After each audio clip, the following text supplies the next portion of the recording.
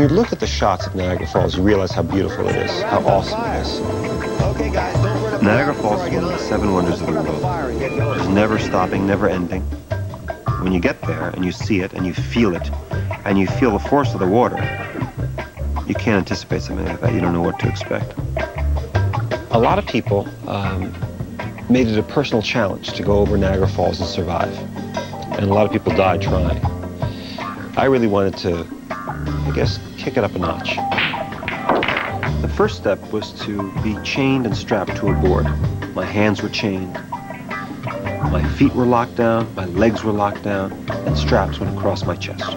Then there was an actual box enclosure that locked over me, with my hands sticking out and my feet sticking out. And to make it a little bit more interesting, we set the raft on fire. A little stupid, but we did it.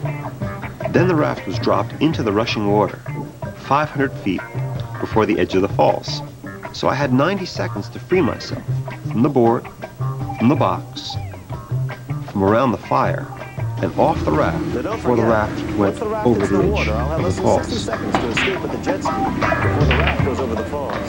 The night before the event, I was in my hotel room, about to go to sleep, and I had this nightmare. I had this daydream nightmare. I died going over Niagara Falls.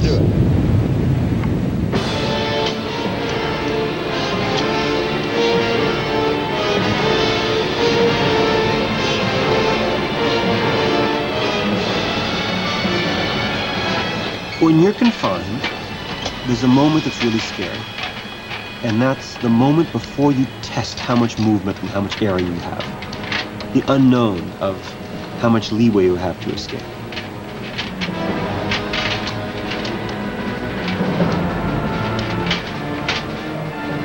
I don't like being confined. I don't like that. I don't like small elevators. I'm not claustrophobic, but I don't like not being able to breathe fully, you know?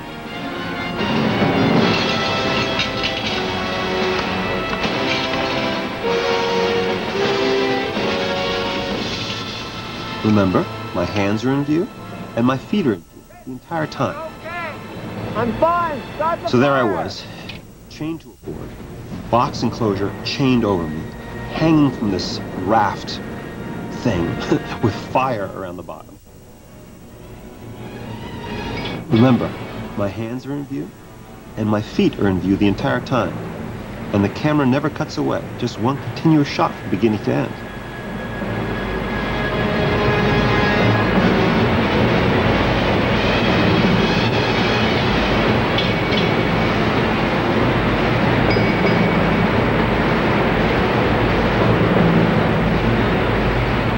When the raft was released into the water, it was the first time that it hit like that with me inside, and my head hit the top of the box, which threw me off for a second.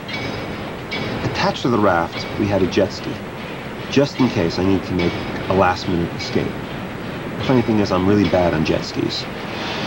When you're in a steel box going down the rapids, the sound is indescribable, because not only is the sound overwhelming, but you're feeling the sound too. I was getting very, very nervous, which is not good. I was panicking. If you look really closely, you can see my hands struggling and going into the box getting free.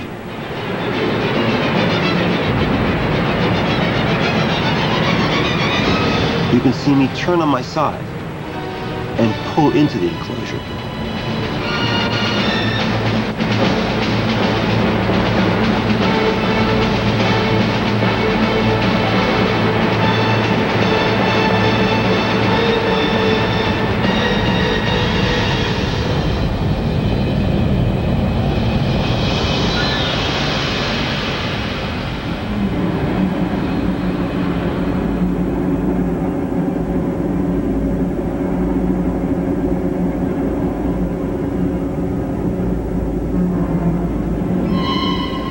There's been a lot of debate whether or not I went over the falls or whether I magically escaped before I went over the falls. And I'm not telling you.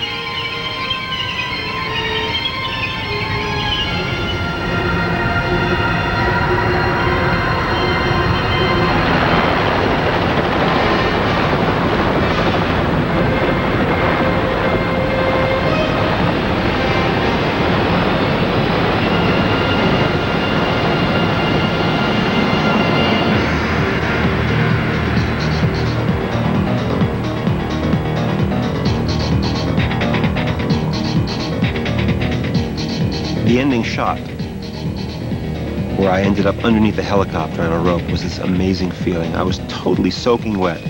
Everybody looks at the result and thinks I'm dry. I guess I kind of look dry, but I'm not. I'm soaking wet. But the wind from the helicopter is kind of blowing all of the excess water off me, and it was a great feeling, I'll tell you. At that moment, having the falls rushing against me was a view that you'd never, ever be able to see of Niagara Falls. And it's a great memory.